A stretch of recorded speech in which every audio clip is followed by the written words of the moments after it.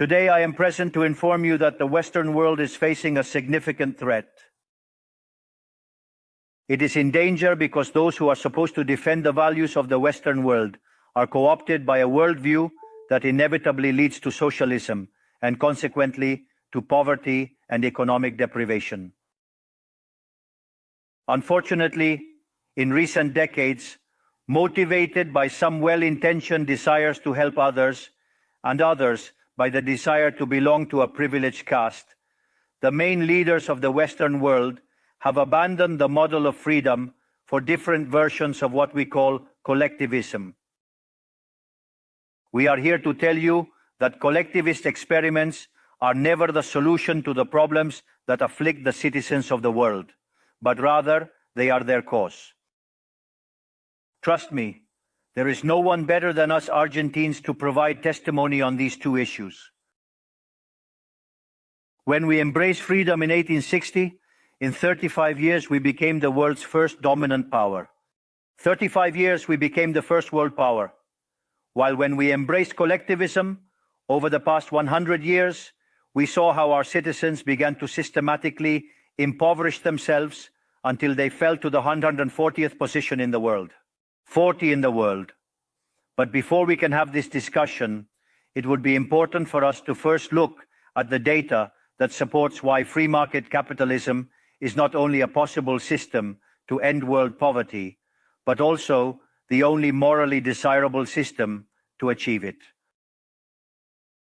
If we consider the history of economic progress, we can see how from year zero until around 1800, the world's per capita GDP remained practically constant throughout the reference period. If one looks at a chart of the evolution of economic growth throughout human history, one would be seeing a chart with the shape of a hockey stick, an exponential function that remained constant for 90% of the time and exponentially shoots up from the 19th century. The sole exception to this stagnant history was at the end of the 15th century with America's discovery. Except for this, from year 0 to 1800, global per capita GDP remained stagnant without any significant changes. Now, not only did capitalism generate an explosion of wealth from the moment it was adopted as an economic system, but if one analyzes the data, what is observed is that growth has been accelerating throughout the entire period. During the entire period between year 0 and 1800, the per capita GDP growth rate remained stable at around 0.02% annually, that is, practically without growth. From 19th century, with Industrial Revolution, growth rate reaches 0.66%. Given the current rate, it would require a time span of approximately 107 years to achieve a twofold increase in per capita GDP. In 1900-1950, growth rate rises to 1.66% annually. 150 growth rate rises to 1.36% annually. We no longer need 107 years to double per capita GDP, but 66. If we take the period between 1950 and the year 2000, we can see that the growth rate was 2.1% annually, which would mean that in just 33 years, we could double the world's per capita GDP. This trend, far from stopping, remains alive even now. If we consider the period from 2000 to 2023, the growth rate increased again at 3% per year, meaning we could double our per capita GDP globally in only 23 years. Now, when studying per capita GDP from 1800 to today, what is observed is that after the Industrial Revolution, global per capita GDP multiplied by more than 15 times, generating an explosion of wealth that lifted 90% of the world's population out of poverty. We must never forget that by the year 1800, about 95% of the world's population lived in extreme poverty, while that number dropped to 5% by the year 2020, prior to the pandemic. The conclusion is obvious. Far from being the cause of our problems, free market capitalism as an economic system is the only tool we have to end hunger, poverty, and destitution throughout the planet. The empirical evidence is unquestionable. Therefore, as there is no doubt that free market capitalism is superior in productive terms, the left's doxa has attacked capitalism for its moral issues, for being, according to them, as its detractors say, unjust. They claim capitalism is bad because it's individualistic and collectivism is good because it's altruistic towards others. And thus they strive for social justice. But this concept that has become trendy in the developed world recently, in my country, it has been a constant in political discourse for over 80 years. The issue is that social justice is unfair and doesn't contribute to general well-being. On the contrary, it's an inherently unfair idea because it's violent. It's unfair because the state is financed through taxes, and taxes are collected coercively. Or can any of us confidently say that they pay taxes of their own free will? This implies that the state is funded through coercion, and that the higher the tax burden, the greater the coercion, leading to a reduction in freedom. Those who promote social justice start from the idea that the economy as a whole is a cake that can be distributed in a different way. But that cake is not given. It is wealth that is generated in what, for example, Israel Kirzner calls a market discovery process. If the good or service that a company offers is not desired, that company goes bankrupt unless it adapts to what the market is demanding. Create a high-quality product at a good price or attractive, succeed and produce more, so the market is a process of discovery where the capitalist finds the right direction on the go. But if the state punishes the capitalist for success and blocks him in this process, it destroys his incentives, and the consequences are that he will produce less and the cake will be smaller, generating harm to society. Collectivism, by inhibiting discovery and hindering appropriation, ties the entrepreneur's hands, preventing him from producing better goods and offering better services at a better price. How can it be then that from academia, international orgs, politics, and econ theory, an econ system is demonized that not only has lifted 90% of the world's pop out of extreme poverty and does so increasingly faster, but is also fair and morally superior? Thanks to capitalism, the world is currently in its best moment. There has never been a moment in history with greater prosperity than the one we live in today. Today's world is freer, richer, more peaceful, and more prosperous than ever before. This is true for everyone, but particularly for those countries that are free, where they respect economic freedom and individual property rights. Because free countries are 12 times richer than repressed ones. Saying goes that in countries with freedom, people live better than 90% of population in repressed countries. It has 25 times fewer poor people in the standard format and 50 times fewer in the extreme format. And if that weren't enough, citizens of free countries live 25% longer than citizens of repressed countries. Now, in order to understand what we come to defend, it is important to define what we mean when we talk about libertarianism. To define it, I take up the words of the greatest proponent of the ideas of freedom in Argentina, Professor Alberto Venegas Lynch, who says that libertarianism is the unrestricted respect for the life project of others, based on the principle of non-aggression, and in defense of the right to life, liberty, and property, whose fundamental institutions are private property, free markets without state intervention, free competition, division of labor, and social cooperation, where one can only be successful by serving others with goods of better quality at a better price. In other words, the capitalist, the successful entrepreneur, is a social benefactor who contributes to the well-being of society as a whole. In short, a successful entrepreneur is a hero. This is the model that we are proposing for the future of Argentina, a model based on the fundamental principles of libertarianism, the defense of life, freedom, and property. Now, if free market capitalism and economic freedom have been remarkable instruments to eradicate poverty globally and we are presently experiencing the most favorable period in human history, it is worth inquiring why I assert that the West is in jeopardy. I argue that the West is endangered as in countries defending free market, private property, and other institutions of libertarianism, sectors of the political and economic establishment, due to errors in their theoretical framework and ambition for power, undermine libertarianism, opening doors to socialism and potentially condemning us to poverty, misery, and stagnation.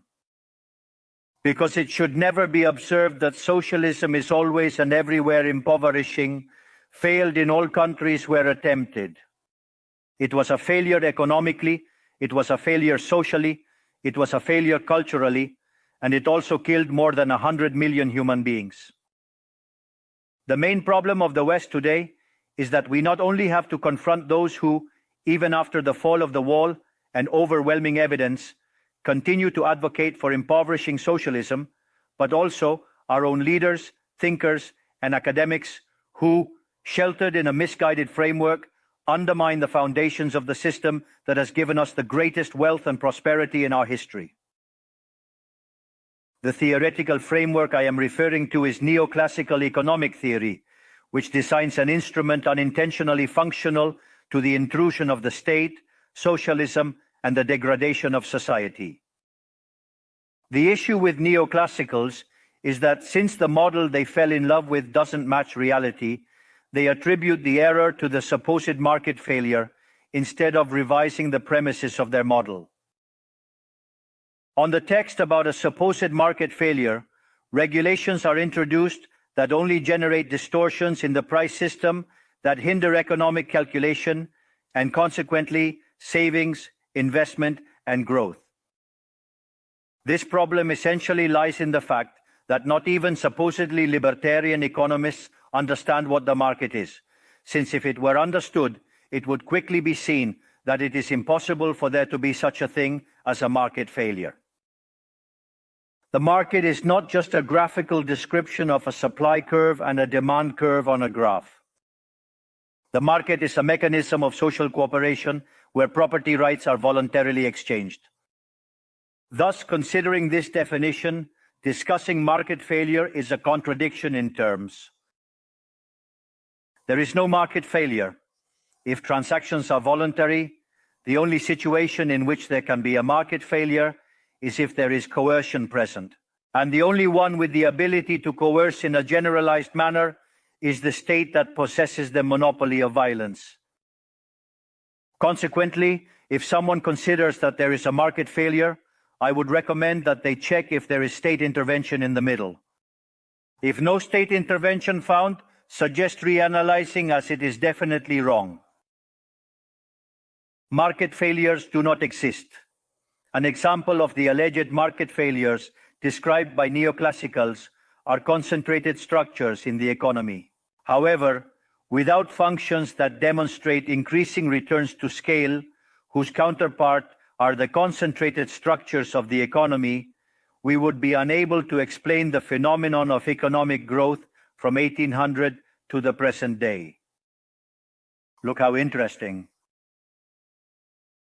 Commencing from the year 1800 and extending onwards, with the population experiencing a multiplication of more than 8 or 9 times, the per capita income underwent a growth of more than 15 times in magnitude. To clarify, there are more returns. This caused poverty to drop from 95% to 5%. However, the presence of increasing yields implies the existence of concentrated structures, which would be referred to as, for example, a monopoly in the market economy. How can it be that something that has generated so much well-being, according to neoclassical theory, that is considered a market failure? Neoclassical economists think outside the box. When the model fails, don't get angry with reality. Get angry with the model and change it. The dilemma for the neoclassical model is that they aim to enhance market functioning by targeting perceived failures. By doing so, they not only open doors to socialism, but also undermine economic growth. For instance, implementing regulations on monopolies, dismantling their profits, and obliterating increasing returns would inevitably annihilate economic growth. In other words, each time you want to correct a presumed market failure, inevitably, due to not knowing the market or because you have become attached to a failed model, you are opening doors to socialism and condemning people to poverty. However, in the face of the theoretical demonstration that state intervention is harmful, the empirical evidence that it failed because it could not be otherwise, the solution that collectivists will propose is not greater freedom, but greater regulation, generating a downward spiral of regulations until we all become poorer and the lives of all of us depend on a bureaucrat sitting in a luxury office. Given the resounding failure of collectivist models and the undeniable advances of the free world, socialists were forced to change their agenda. They left behind the class struggle based on the economic system to replace it with other supposed social conflicts equally harmful to community life and economic growth. The first of these new battles was the ridiculous and unnatural fight between man and woman. Libertarianism already establishes equality between sexes. The cornerstone of our creed states that all men are created equal, that we all have the same unalienable rights granted by the Creator, among which are life, liberty, and property. This radical feminism agenda has led to increased state intervention, hindering the economic process. It provides jobs to bureaucrats who haven't contributed anything to society, whether through women's ministries or international organizations promoting this agenda. Another conflict that socialists pose is that of humans against nature. They argue that humans cause harm to the planet and that it must be protected at all costs, even advocating for population control mechanisms or supporting the controversial agenda of abortion rights. Unfortunately, these harmful ideas have strongly permeated our society. Neo-Marxists have managed to co-opt the common sense of the Western world. They achieved this through the appropriation of the media, culture, universities, and yes, even international organizations. The final case is very serious, as it involves institutions with huge influence on the political and economic decisions of the countries in these multilateral organizations.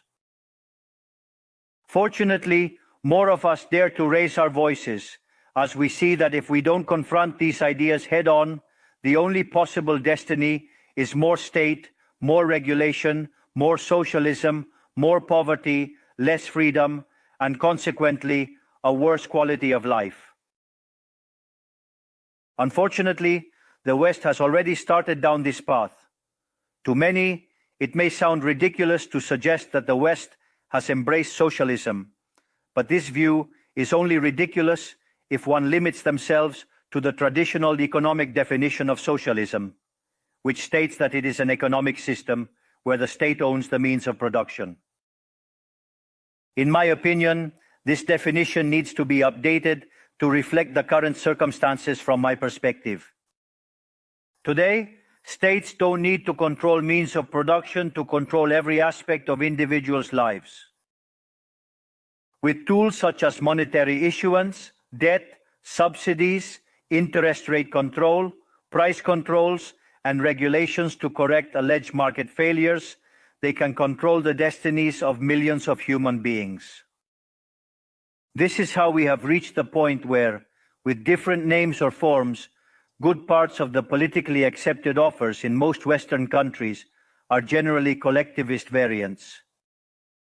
Whether they openly declare themselves as communists, fascists, Nazis, socialists, social democrats, national socialists, Christian Democrats, Keynesians, neo-Keynesians, progressives, populists, nationalists, or globalists.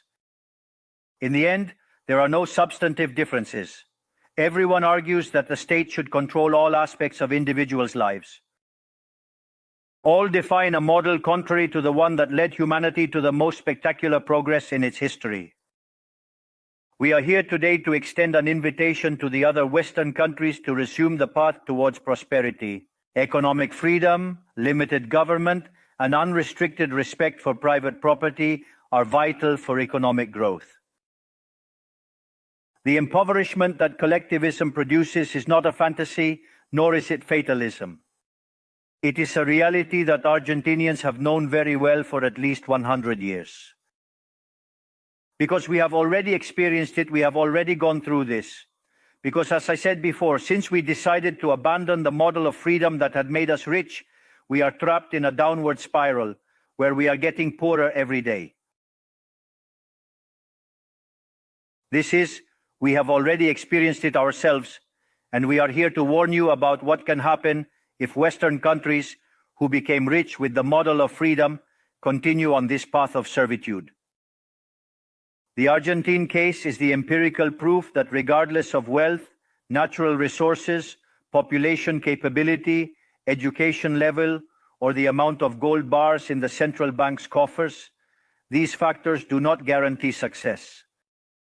If measures are adopted that hinder the free functioning of markets, free competition, free price systems, if trade is hindered, if private property is attacked, the only possible destination is poverty.